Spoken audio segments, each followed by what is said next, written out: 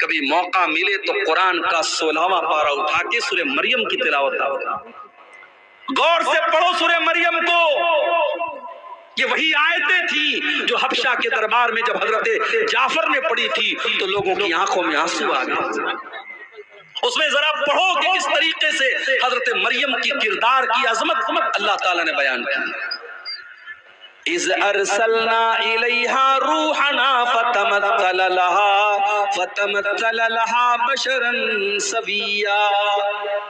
یاد کرو جب میں نے اپنے فرشتے کو مریم کے پاس بھیجا اور فرشتہ انسان کی شکل میں مریم کے پاس آیا. قالت، حضرت مریم نے کہا تو دور ہو جا مجھ سے، اگر تو اللہ سے ڈرنے والا ہے میرے قریب نہ آنا، تو دور ہو جا.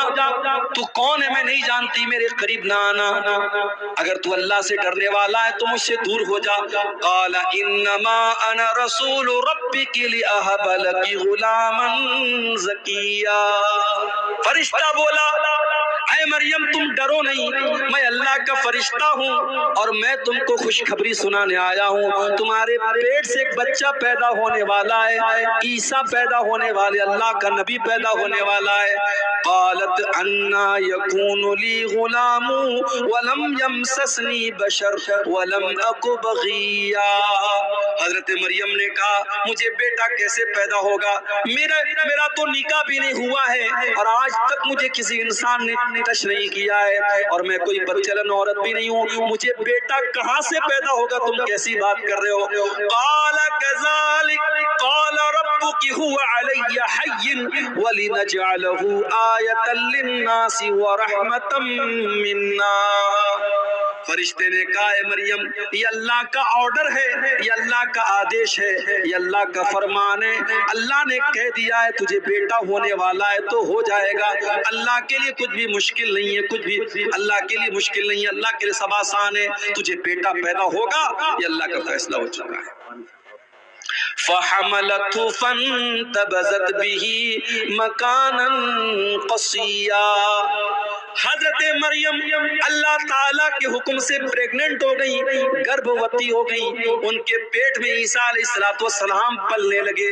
جب ان کو احساس ہوا کہ میں پیٹ سے ہو گئی تو وہ بیت المقدس سے کچھ دوری پر جا کر کے رہنے لگی، کچھ دوری پر جا کر کے وہ گزر بسر کرنے لگی. فَأَجَاءَهَا الْمَخَاضُ إِلَى جِذْعِ النَّخْلَةِ. بچے کی پیدائش کا ٹائم قریب آیا، لیبر پین کا ٹائم، جو درد زیج جس کو بولتے ہیں، بچے کی پیدائش کا ٹائم قریب آیا. حضرت مریم ایک کھجور کے پیڑ کے پاس جا کر کے سہارا لیتی ہیں اور سوچنے لگتی ہیں کل یہ بچہ پیدا ہوگا، لوگ میرے کیریکٹر پر سوال اٹھائیں گے، لوگ میرے کردار پر سوال اٹھائیں گے. ایک عزت دار عورت کو اپنے کردار اور اپنی آبرو سے بڑھ کر کے کسی چیز کی چنتا نہیں ہوتی. مریم نے کہا یا لیتنی مت قبل ھذا وکنت نسیا منسیا. اے کاش میں مر گئی ہوتی، اے کاش مجھے کوئی جاننے والا نہ ہوتا، میں بھولی بسری ہو گئی ہوتی، مجھے کوئی یاد کرنے والا نہ ہوتا. فناداها من تحتها الا تحزني قد جعل ربك تحتك سريا. اللہ کے فرشتے نے آواز دی اے مریم گھبراؤ نہیں، بچہ پیدا ہونے والا ہے. اے مریم تمہیں پیاس لگے گی، ذرا اپنے نیچے دیکھو، اللہ نے نہر جاری کر دی ہے، نہر جاری کر دی، تم کو پانی کی کوئی کمی نہیں ہوگی. وَهُزِّي إِلَيْكِ بِجِذْعِ النَّخْلَةِ تُسَاقِطُ عَلَيْكِ رُطَبًا جَنِيًّا. ارے مریم اس پیڑ کو ذرا پکڑ کر کے ہلاؤ تو پکی ہوئی کھجوریں تم پر گریں گی، کھجور کھاؤ اور پانی پیو اور اللہ کا شکر ادا کرو. اس سے علماء نے یہ استدلال کیا ہے کہ حضرت عیسیٰ کی پیدائش دسمبر کے مہینے میں نہیں ہو سکتی، کیونکہ کھجور کے پکنے کا جو ٹائم ہوتا ہے وہ مئی اور جون کا مہینہ ہوتا ہے. حضرت عیسیٰ کی پیدائش مئی اور جون کے مہینے میں ہوئی ہے، دسمبر کے مہینے میں نہیں ہوئی ہے. فَإِمَّا تَرَيِنَّ مِنَ الْبَشَرِ أَحَدًا فَقُولِي إِنِّي نَذَرْتُ لِلرَّحْمَنِ صَوْمًا فَلَنْ أُكَلِّمَ الْيَوْمَ إِنسِيًّا. فرشتے نے کہا اے مریم اگر کوئی انسان تم کو نظر آ جائے تو کہنا کہ میں اللہ کے لیے میں نے نظر مانی ہے، اشارے سے کہنا کہ میں کسی سے بات نہیں کروں گی، کسی سے بات چیت مت کرنا۔ عیسیٰ پیدا ہو گئے، حضرت مریم نے اپنے بچے کو گود میں لیا، فَأَتَتْ بِهِ قَوْمَهَا تَحْمِلُهُ قَالُوا يَا مَرْيَمُ لَقَدْ جِئْتِ شَيْئًا فَرِيًّا۔ حضرت مریم اپنے دودھ پیتے بچے کو اپنی گود میں لیتی ہیں اور اپنی قوم کے سامنے آتی ہیں۔ قوم کے لوگ دیکھتے ہیں کہ کنواری مریم کی گود میں بچہ کہاں سے آ گیا۔ کہا اے مریم تو کنواری تھی، تیری تو شادی بھی نہ ہوئی تھی، یہ بچہ تو کہاں سے لے کے آ گئی؟ اے مریم تو نے بہت بڑا پاپ کیا ہے۔ یا اخت ہارون ما کان ابوک امرأ سوء وما کانت امک بغیا۔ اے مریم تو ہارون کی بہن ہے۔ حضرت مریم کے کوئی بھائی تھے، ان کا نام ہارون تھا۔ اے مریم تو ہارون کی بہن ہے، تیرا باپ بھی نیک انسان ہے، تیری ماں بھی نیک عورت ہے، تیری ماں بھی بد چلن نہیں ہے۔ اے مریم تو بد چلن کیسے ہو گئی؟ پتہ یہ چلا یہ تین رشتے بڑے خاص ہوتے ہیں۔ لڑکیاں اگر بگڑتی ہیں تو ان تین رشتوں کا بہت بڑا رول ہوتا ہے۔ جس گھر کے لڑکے بگڑ جائیں، جس گھر کی مائیں بگڑ جائیں اور جس گھر کا باپ بگڑ جائے، اس گھر کی لڑکیوں کو بگڑنے میں دیر نہیں لگے گی۔ اگر لڑکی کا بھائی صحیح ہے، اگر لڑکی کا باپ صحیح ہے اور اگر لڑکی کی ماں صحیح ہے تو لڑکیوں کے بگڑنے کے چانس بہت کم ہیں۔ لیکن بھائی گڑبڑ ہے، ماں گڑبڑ ہے اور باپ گڑبڑ ہے تو لڑکیوں کے بگڑنے کے چانس بہت زیادہ ہیں۔ لوگوں نے کہا ہے مریم تو ہارون جیسے نیک انسان کی بہن ہے، تیرا باپ بھی نیک انسان ہے، تیری ماں بھی شریف عورت ہے، تو نے یہ غلط کام کیسے کر دیا؟ فَأَشَارَتْ إِلَيْهِ، حضرت مریم نے اپنے بچے کی طرف اشارہ کیا۔ قالوا کیف نکلم من کان فی المہد صبیا۔ قوم کے لوگوں نے کہا ہے مریم اس دودھ پیتے بچے سے ہم کیا بات کریں، یہ کیا بولے گا، تو کیوں نہیں بتاتی یہ کس کا بچہ ہے؟ قال انی عبد اللہ آتانی الکتاب وجعلنی نبیا وجعلنی مبارکا اینما کنت واوصانی بالصلاة والزکاة ما دمت حیا۔ اللہ کی قدرت دیکھو کہ حضرت عیسیٰ ابھی دودھ پیتے بچے ہیں، ماں کی گود سے بول پڑے، اپنی قوم کو جواب دیا، ماں کے کردار پر لوگوں نے الزام لگایا، اللہ نے اس دودھ پیتے بچے کو اپنی ماں کے ڈیفینس میں کھڑا کر دیا۔ جو عورت اپنی شرمگاہ کی حفاظت کرے گی، اپنی آبرو کی حفاظت کرے گی، اللہ اس کے دامن پہ کبھی داغ لگنے نہیں دے گا۔ اللہ جب ضرورت پڑے گی اس کی بے گناہی کو بیان کر دے گا۔ مریم کی بے گناہی کو بیان کرنے کے لیے اللہ نے دودھ پیتے بچے کو اپنی ماں کی گود میں، حضرت مریم کو اللہ تعالیٰ نے، حضرت عیسیٰ کو اللہ تعالیٰ نے زبان دے دی، اور وہ بچہ اپنی ماں کی گود سے کیا بولا؟ پہلا جملہ کیا بولا؟ انی عبداللہ، میں اللہ کا بندہ ہوں۔ عیسیٰ نے یہ نہیں کہا I am son of God، انہوں نے کہا I am slave of اللہ، میں اللہ کا بندہ ہوں۔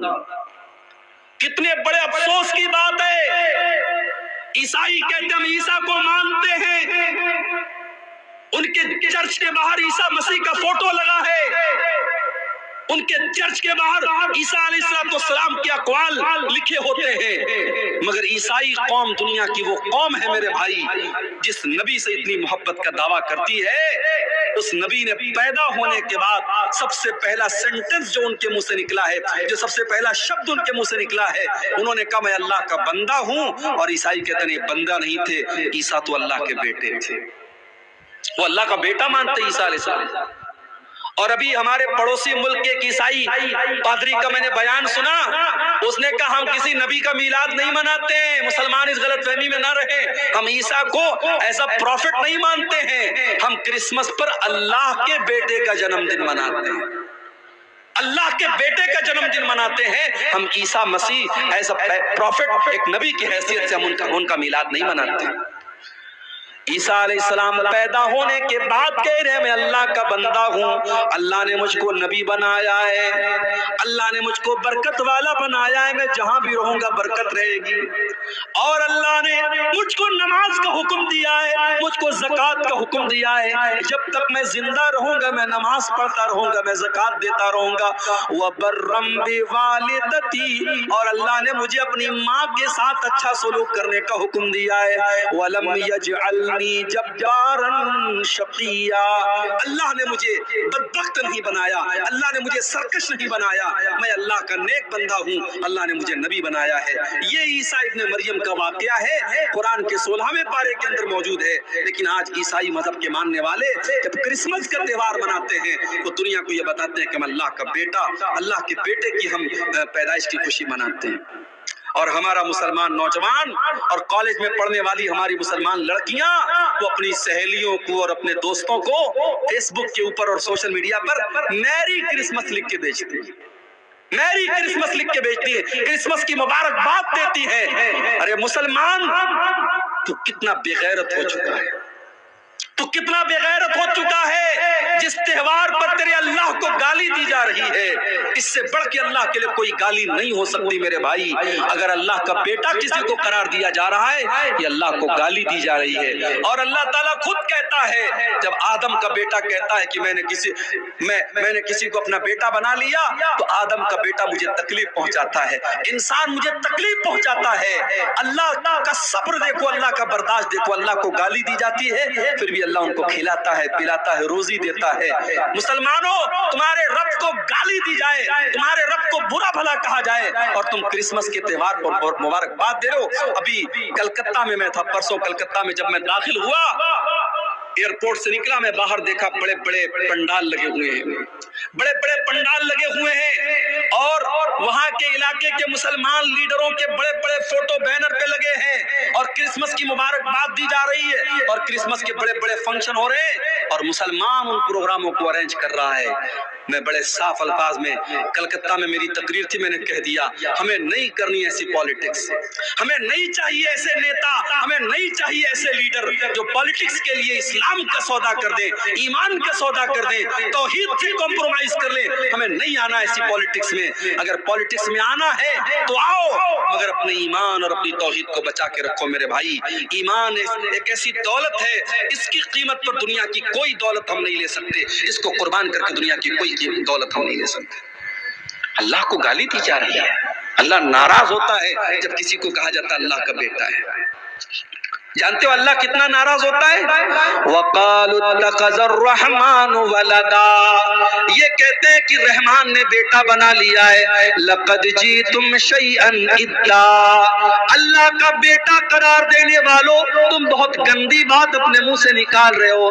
تَكَادُ السَّمَاوَاتُ يَتَفَطَّرْنَ مِنْهُ وَتَنشَقُّ الْأَرْضُ وَتَخِرُّ الْجِبَالُ هَدًّا، اتنی خطرناک بات تم اپنے منہ سے نکال رہے ہو کہ زمین پھٹ جائے، آسمان پھٹ جائے اور پہاڑ گر جائے تو اتنی بڑی بات نہیں ہے، جتنی بڑی بات یہ ہے ان دعوا للرحمن ولدا، اللہ کا بیٹا کسی کو قرار دینا یہ بڑی خراب بات ہے، بہت بری بات ہے۔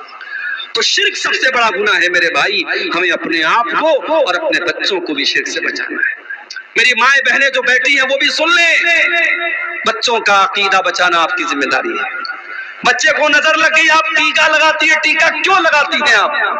پوچھئے آپ جامعۃ الامام بخاری آپ کے قریب میں، پوچھئے وہاں کے شیخ الحدیث آئے ہیں، وہاں کے علماء اور وہاں کے ٹیچرز آئے ہیں، ان سے پوچھئے آپ یہ بچوں کو نظر کا جو ٹیکا لگایا جاتا کہ جائز ہے، جائز نہیں ہے۔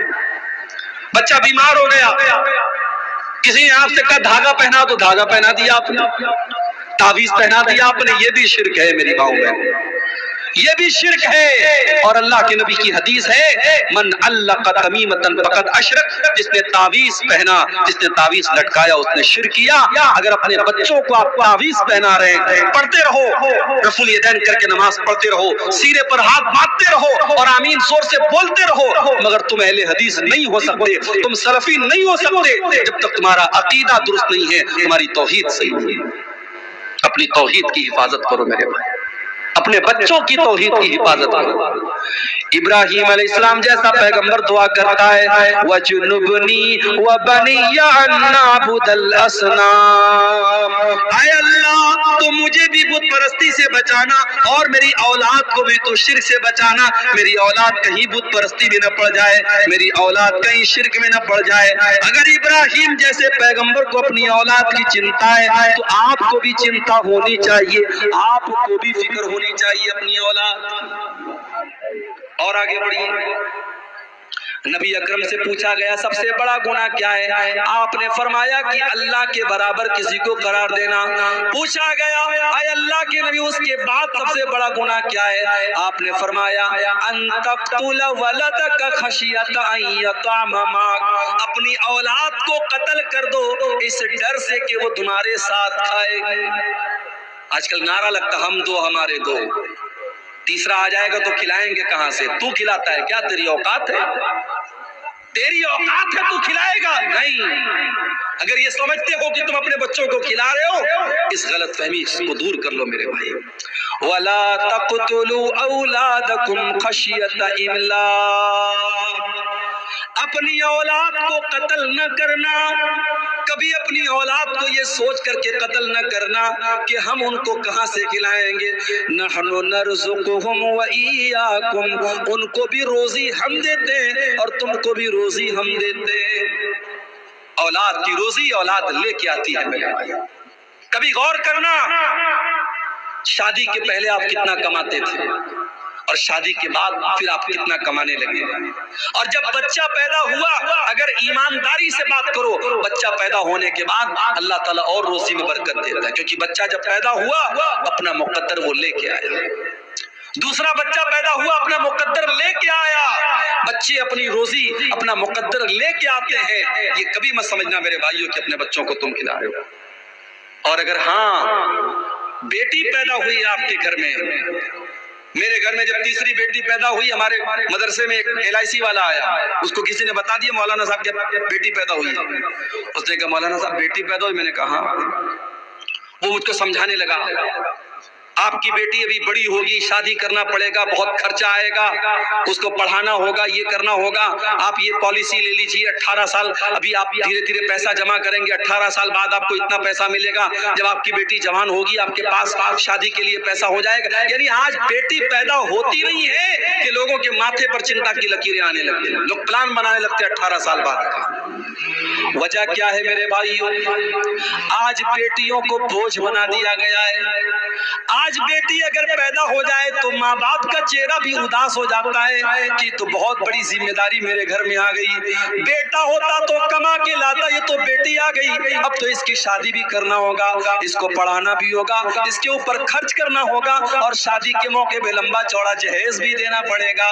میرے بھائیوں, ہم نے اپنے رسم و رواج کی وجہ سے اور اپنے جھوٹے رسم و رواج کی وجہ سے ہم نے بیٹیوں کو بوجھ بنا دیا ہے.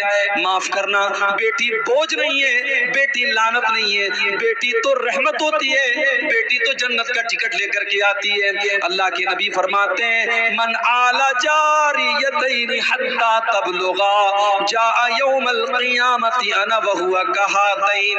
آپ نے اپنی دونوں انگلیوں سے اشارہ کر کے فرمایا کہ 2 بیٹیوں کو جس نے پالا اور 2 بیٹیوں کی جس نے صحیح طریقے سے پرورش کی, وہ جنت میں اپنے نبی کے ساتھ رہے گا. وہ قیامت کے دن اس طریقے سے نبی کے ساتھ آئے گا جیسے یہ دونوں انگلیاں ایک دوسرے کے ساتھ آتی ہیں. مگر آج 2024 شروع ہونے والا ہے, ایک دن کے بعد 2024 شروع ہو جائے گا. ہمارا بھارت چاند پر پہنچ چکا ہے, چندریان ہمارا بھارت کا چاند پر پہنچ چکا ہے. مگر آج بھی ہر سال ہمارے بھارت میں ہزاروں کی تعداد میں بیٹیاں اپنی ماں کے پیٹ میں مار دی جاتی ہیں. ایبارشن کرایا جاتا ہے, ان بیٹیوں کو ماں کے پیٹ میں مار دیا جاتا ہے. 1400 سال پہلے عرب کے اندر ایسے بھی قبیلے تھے, بیٹی پیدا ہوتی تھی اس کو لے جا کر کے زندہ زمین میں گاڑ دیتے تھے. مگر آج کا انسان اتنا بے رحم ہو چکا ہے, اس بیٹی کو پیدا ہونے بھی نہیں دیتا ہے, ماں کے پیٹ میں اس کو ختم کر دیتا ہے. اور آپ جا کر کے یوٹیوب پر آپ دیکھیے, جب ایبارشن کیا جاتا ہے تو بڑی بے رحمی سے اس معصوم بچی کو یا بچے کو ماں کے پیٹ میں اس کے ٹکڑے ٹکڑے کیے جاتے ہیں, اس کے بدن کا قیمہ کر دیا جاتا ہے. اور وہ بیچارہ بچہ جو ابھی پروسیس میں تھا، ابھی پیدا ہونے والا تھا، ابھی ماں کے پیٹ میں تھا، اس کو دواؤں کے ذریعے اور آپریشن کے ذریعے ختم کر دیا جاتا ہے۔ میرے پیارے ساتھیوں، اولاد کو قتل کرنا یہ بہت بڑا پاپ ہے، اور اگر اولاد کو قتل کرنا بہت بڑا پاپ ہے تو ایک بات اور مجھے کہنے دیجئے، اولاد جہاں آپ کی 10 سال کی ہوئی، 12 سال کی ہوئی، بچوں کو مدرسے سے چھڑا کر کام پہ لگا دینا، بچوں کی تعلیم سے چھڑا کر ان کو کام پہ لگا دینا، یہ بھی اولاد کو قتل کرنے کے برابر ہے۔ اگر آپ اپنے بچوں کی تعلیم پر توجہ نہیں دیتے، اپنے بچوں کو پڑھانے کے اوپر توجہ نہیں دیتے، میں کہتا ہوں 2 روٹی کی جگہ آدھی روٹی کھاؤ، 2 ٹائم کے بجائے 1 ٹائم کھانا کھاؤ، مگر اپنے بچوں کی تعلیم سے کمپرومائز مت کرو۔ آپ کا بیٹا پڑھے گا، کل ترقی کرے گا اور آپ کی زندگی میں سکون لائے گا، اور آپ اگر اپنے بچے کی تعلیم چھڑا کر کے اس کو دنیا کے کام میں لگا دیں گے تو کل وہ آپ کو گالی دے گا۔ جب زمانے کے تقاضوں سے وہ ٹکرائے گا اور اسے لگے گا کاش میں پڑھا لکھا ہوتا، تو اپنے باپ اور ماں کو وہ گالی دے گا۔ میرے بھائیوں، کبھی بھی اپنے بچوں کی تعلیم اپنی معاشی مشکلات کی وجہ سے مت چھڑاؤ، کوشش کرو کہ بچہ ہمارا تعلیم جاری رکھے۔ بچوں کی تعلیم چھڑا کر کے ان کو کام میں لگانا یہ بھی اولاد کو قتل کرنے کے برابر ہے۔ اس دور میں ہم جانتے ہیں جو لڑکا پڑھا لکھا نہ ہو اس کی زندگی بڑی پریشانی کی ہوتی ہے، وہ کہیں کوئی نوکری نہیں کر سکتا، کہیں وہ کوئی کسی چیز میں حصہ نہیں لے سکتا۔ آج اپنے بچوں کی تعلیم پر توجہ دینا بھی ضروری ہے۔ اور آگے بڑھیے، تیسری چیز، اللہ کے نبی سے پوچھا گیا کہ پھر سب سے بڑا گناہ کیا ہے؟ آپ نے فرمایا ان تزانی حلیلۃ جارک، اپنے پڑوسی کی بیوی کے ساتھ زنا کرنا۔ زنا کرنا تو کسی بھی عورت کے ساتھ حرام ہے، مگر پڑوسی کی بیوی کے ساتھ زنا کرنا یہ زیادہ بڑا گناہ ہے، کیونکہ پڑوسی کے اوپر بھروسہ کرتا ہے، پڑوسی کے اوپر وشواس کرتا ہے۔ اگر پڑوسی کی بیوی کے ساتھ اور پڑوسی کی بیٹی کے ساتھ اور پڑوسی کی بہن کے ساتھ کوئی غلط کام کرتا ہے تو یہ اس کے پڑوس کا اس نے حق مارا ہے، اس نے پڑوسی کے ساتھ حق تلفی کی ہے، پڑوسی کا بڑا حق ہے۔ میرے بھائیوں، زنا کو تیسرا بڑا گناہ قرار دیا گیا۔ آج زنا بھی عام ہو رہا ہے۔ آپ کے کشن گنج کے علاقے میں مسلمان لڑکیوں کو استعمال کیا جا رہا ہے، ان کو دوسروں کے بستروں تک لے کے جایا جا رہا ہے۔ ہمارے پاس یہ نیوز تک موجود ہے کہ آج مسلمان لڑکیوں کو ویشیا وریتی میں ڈالا جا رہا ہے، ان کے جسم کے ساتھ کھیلا جا رہا ہے۔ یہ حالات، کتنی غریب گھروں کی لڑکیاں ہیں، آج ان کے ساتھ یہ حالات بھی کیے جا رہے ہیں۔ میرے بھائی، ہمیں اس سماج کو زنا سے بچانا ہے۔ میرے بھائی، لڑکی غریب گھر کی ہو، امیر گھر کی ہو، لڑکا امیر گھر کا ہو، غریب گھر کا ہو، نکاح کے لائق ہو جائے تو اس کا نکاح کر دینا چاہیے، شادی کر دینی چاہیے۔ اور شادی کے راستے میں جو رکاوٹیں ختم کرو ان کو۔ یہ صحابہ کا دور نہیں ہے، یہ تابعین کا دور نہیں ہے، یہ فتنوں کا دور ہے۔ اگر آپ نے اپنے بچوں اور بچیوں کی صحیح ٹائم پر شادی نہیں کی تو فتنے پیدا ہوں گے، اور اللہ کے نبی فرما چکے ہیں۔ آپ نے فرمایا اذا خطب الیکم ممن ترضون دینہ وخلقہ فزوجوہ، تمہارے لڑکے کے لیے، تمہاری لڑکی کے لیے جب اچھا رشتہ آ جائے، دیندار گھر کا رشتہ آ جائے تو اپنی لڑکیوں کی شادی کر دیا کرو۔ الا تفعلوا، اگر تم ایسا نہیں کرو گے، تکن فتنۃ فی الارض، تو زمین کے اندر فتنہ پھیل جائے گا، وفساد عریض، اور بہت بڑا فساد پھیل جائے گا۔ یہ انسٹاگرام کا دور ہے۔ آج آپ کی لڑکی کس سے بات کر رہی ہے، آپ کتنی نظر رکھیں گے؟ آج بہت مشکل اپنی لڑکیوں کے اوپر واچ کرنا اور نظر رکھنا۔ آج آپ کے لڑکے کس سے چیٹنگ کر رہے ہیں، آج آپ نظر نہیں رکھ پائیں گے۔ ان کو ان فتنوں سے بچانا ہے، وہ شادی کے قابل ہو جائیں، جلدی سے ان کی شادی کر دو۔ میرے بھائی، اس دور کے بہت بڑے فتنوں میں سے شرمگاہ کا فتنہ ہے، اسی لیے اللہ کے نبی فرماتے ہیں من یضمن لی ما بین لحییہ وما بین رجلیہ اضمن لہ الجنہ، جو مجھے زبان کی گارنٹی دے دے اور شرمگاہ کی گارنٹی دے دے، میں اسے جنت کی گارنٹی دیتا ہوں۔ تو زنا سے بچانا ہے اپنے آپ کو۔ اور عورت کو جو پردے کا حکم دیا گیا اور محرم غیر محرم کا جو فرق بیان کیا گیا اور مرد کو جو حکم دیا گیا وہ اپنی نگاہوں کو نیچی کر کے رکھے، یہ ساری چیزیں اسی لیے ہیں تاکہ سماج سے زناکاری اور بدکاری کو روکا جائے۔ اور آگے بڑھیے، کبیرہ گناہوں میں سے ایک اور بہت بڑا گناہ، اللہ کے نبی فرماتے ہیں اجتنبوا السبع الموبقات، 7 ہلاک کر دینے والے گناہوں سے بچو، 7 ہلاک کر دینے والے گناہوں سے بچو۔ نمبر 1 الاشراک، الشرک باللہ، اللہ کے ساتھ شرک کرنا۔ نمبر 2 والسحر، جادو کرنا، جادو کرنا، کسی کے اوپر جادو کرنا، آج یہ بھی ہو رہا ہے۔ بھائی بھائی میں دشمنی ہے، بھائی بھائی کے اوپر جادو کروا رہا ہے۔ ساس بہو میں جھگڑا ہو گیا، ساس اپنی بہو کے اوپر، اپنے بیٹے کے اوپر جادو کروا رہی ہے کہ تاکہ بہو اور بیٹے میں تعلق خراب ہو جائے۔ یہ حالات ہے میرے بھائی۔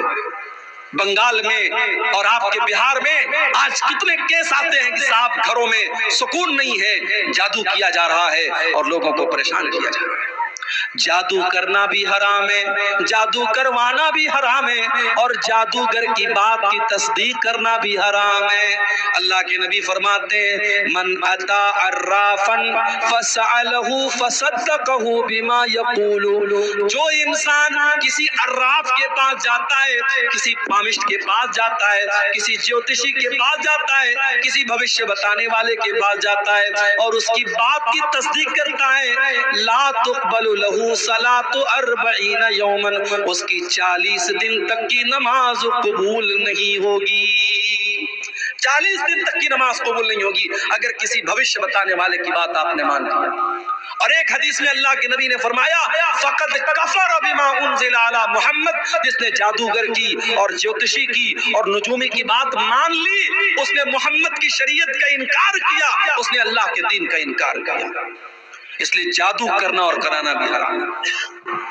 اس کے بعد اللہ کے نبی فرماتے ہیں وَقَتْلُ النَّفْسِ الَّتِي حَرَّمَ اللَّهُ إِلَّا بِالْحَقِّ، کسی نردوش کی حتیا کرنا، کسی بے گناہ کا خون بہانا، یہ بھی اسلام کے اندر حرام ہے، کبیرہ گناہ ہے۔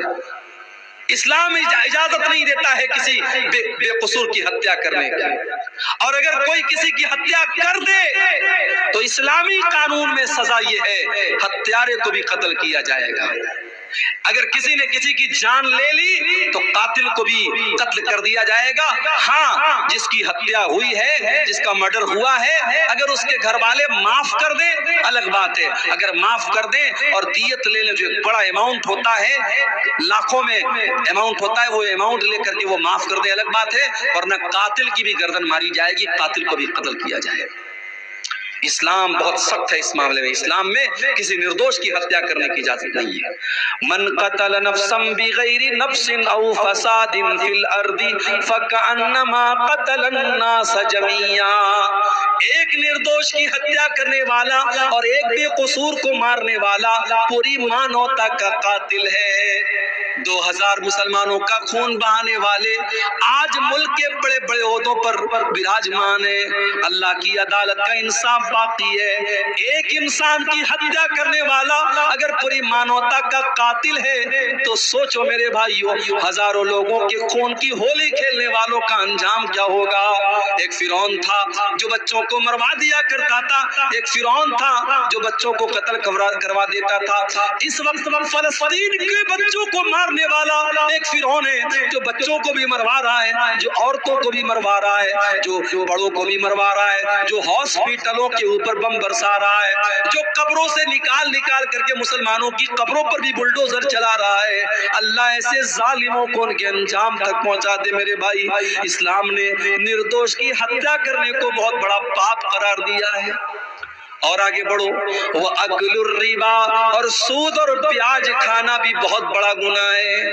آج مسلمان سود کھا بھی رہا ہے، کھلا بھی رہا ہے۔